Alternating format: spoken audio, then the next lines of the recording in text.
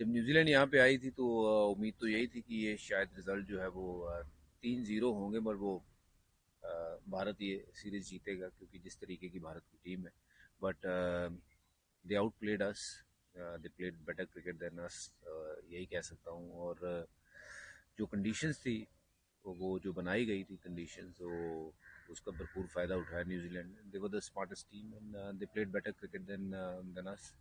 Simply we have to accept it and move forward from here.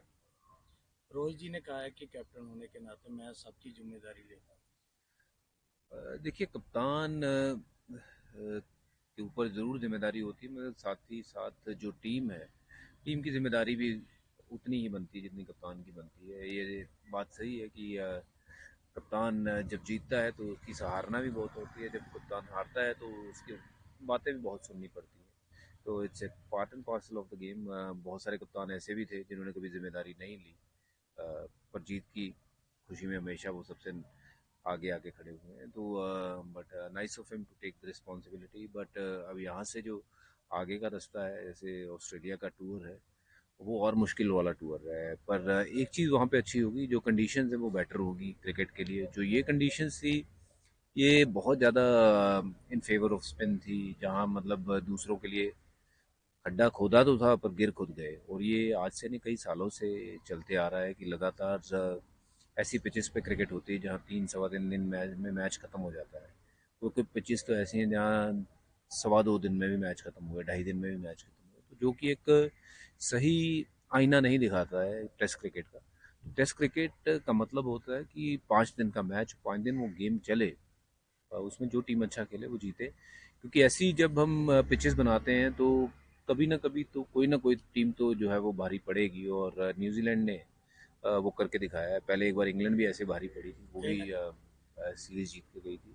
तो conditions जो है उसके साथ बहुत ज़्यादा छेड़खानी जो है वो नहीं होनी चाहिए, जो पिछले कई सालों से होती आ रही है। स्पिन के फेवर में इतनी ज़्यादा पिचेस बनाई जा रही है जिसमें ऐसे रिजल्ट जो हैं वो आने फिर कभी ना कभी तो जो है वो आ ही जाएंगे।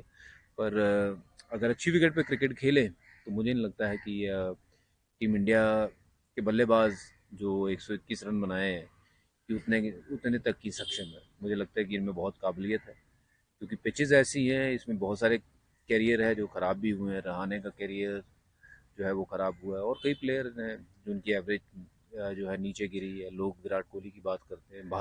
भारत के जब भारत में मैचेस होते हैं तब इनका रिकॉर्ड कुछ और है। बाहर जो रिकॉर्ड है वो बहुत ज़्यादा अच्छा है। पहले विपरीत हुआ करता था, भारत की पिचेस पे जो खेलते थे उनका रिकॉर्ड बहुत बढ़िया होता था, रन ज़्यादा बनाते थे, और बाहर थोड़ी सी एवरेज में गिरावट आती थी। बट अब अगर देखें तो क्योंकि बाहर की पिचेस जो हैं वो थोड़ी सी बेटर होती हैं, वहाँ पे हमारे इंडियन बैट्समैन फ्लरिश करते हैं, वहाँ उनकी एवरेजेस जो है वो काफ़ी अच्छी होती हैं। यहाँ पे हमारे हर एक बल्लेबाज की जो एवरेज जो है वो गिरी है। तो कॉन्फिडेंस आपके बल्लेबाजों का जब तक नहीं रहेगा तो फिर टीम कैसे आगे बढ़ेगी। बिल्कुल कहीं ना कहीं रन बनाने में भी जल्दबाजी की है क्योंकि फोर्थ डे था, ये एक और दिन पड़ा था। कंडीशन वैसी थी ना, क्योंकि आप डिफेंस कर नहीं सकते। अगर बॉल रोक रहे हो, श्योर शॉट नहीं हो कि बॉल कहाँ जा रहा है।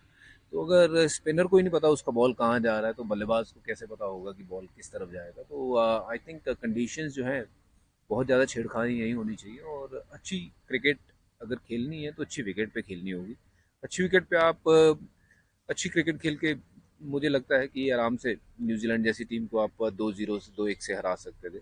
पर ऐसी कंडीशन में जहां न्यूजीलैंड, मुझे लगता है ये खुद सोच के आया होगा कि उनको कोई चांस नहीं है, बट जब वो टॉस जीत जाते हैं तो वही टीम हमारे पे भारी पड़ गई। तो टॉस बहुत बड़ा फैक्टर बन जाता है ऐसी पिचेस में। विराट के प्रदर्शन पर क्या कहें। देखिए, मैं ये समझता हूँ कि वो बहुत ज़बरदस्त बल्लेबाज है।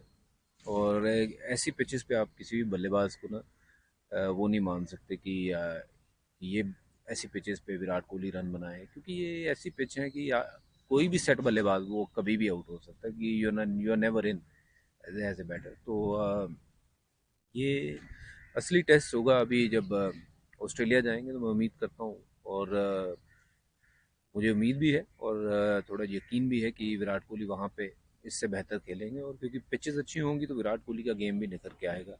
रन नहीं बने तो मैं तो जो पिचेस को काफ़ी हद तक उस चीज़ का दोषी ठहराऊंगा। हाँ, एक आध बार रन आउट भी हुए, थोड़ी वो बॉलिंग में वहाँ पे वो गलती हुई।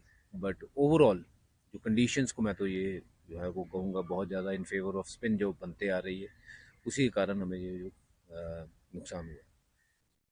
अब देखिए ये पिचेस के ऊपर एजाज पटेल ने विकेटें ली, मिच सेंटनर ने विकेटें ली।